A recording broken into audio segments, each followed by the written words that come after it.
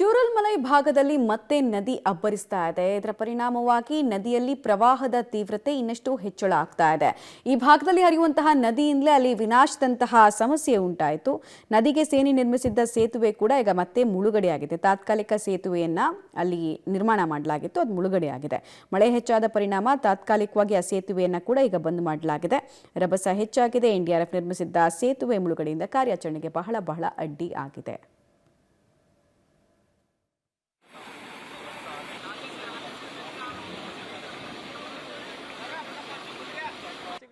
കുറച്ച് ആളുകളും കുടുങ്ങിയിട്ട് അവരവിടെ ഉണ്ട്. ಚೂರಲ್ಮಲೈನಲ್ಲಿ ಮತ್ತೆ ರಣಭೀಕರವಾದಂತಹ ಮಳೆ ಆರಂಭವಾಗಿದೆ. ಮಳೆಯ ನಡುವೆಯೂ ಕೂಡ ಎನ್ಡಿಆರ್ಎಫ್ ತಂಡದವರು ತಾತ್ಕಾಲಿಕವಾದಂತಹ ಸೇತುವೆ ನಿರ್ಮಾಣ ಮಾಡುವಂತಹ ಕಾಮಗಾರಿಯನ್ನಂತೂ ನಡೆಸ್ತಾ ಇದ್ದಾರೆ. ಮತ್ತೊಂದು ಕಡೆಯಲ್ಲಿ ಚೂರಲ್ಮಲೆಯ ನದಿಯೂ ಕೂಡ ಮತ್ತೆ ಭಾಳ ದೊಡ್ಡ ಮಟ್ಟದಲ್ಲಿ ಹರಿತಾ ಇದೆ. ಮತ್ತು ಯಾಕೆಂದರೆ ಬೆಳಿಗ್ಗೆ ತಾನೇ ನದಿಯ ಸೌಮ್ಯತೆಯು ಕೂಡ ಭಾಳ ಸೌಮ್ಯವಾಗಿ ನದಿ ಹರಿತಾ ಇತ್ತು. ಈಗ ಮತ್ತೆ ಅದರ ಭೀಕರತೆಯು ಕೂಡ ಹೆಚ್ಚಾಗ್ತಲೇ ಇದೆ. ಮತ್ತು ಈ ಭಾಗದ ಬೆಟ್ಟಗುಡ್ಡಗಳ ಪ್ರದೇಶದಲ್ಲೂ ಕೂಡ ಮಳೆ ಜೋರಾಗ್ತಾ ಇರುವಂಥ ಕಾರಣಕ್ಕೋಸ್ಕರವಾಗಿ ಎಲ್ಲ ಕಾರ್ಯಾಚರಣೆಗಳಿಗೂ ಕೂಡ ಇದು ಅಡ್ಡಿಯಾಗುವಂತಹ ಲಕ್ಷಣಗಳಿದ್ದಾವೆ.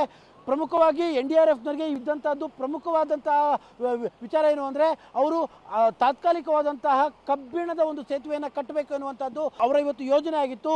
ಆದರೆ ಭಾರಿ ಪ್ರಮಾಣದಲ್ಲಿ ಮಳೆ ಸುರಿತಾ ಇರುವಂಥದ್ದು, ಮತ್ತೊಂದು ಕಡೆಯಲ್ಲಿ ನದಿಯ ರಭಸವೂ ಕೂಡ ಹೆಚ್ಚಾಗ್ತಾ ಇರುವಂತಹ ಕಾರಣಕ್ಕೋಸ್ಕರವಾಗಿ ಕಾರ್ಯಾಚರಣೆಗೆ ಸಂಪೂರ್ಣವಾಗಿ ಅಡ್ಡಿಯಾಗಿದೆ.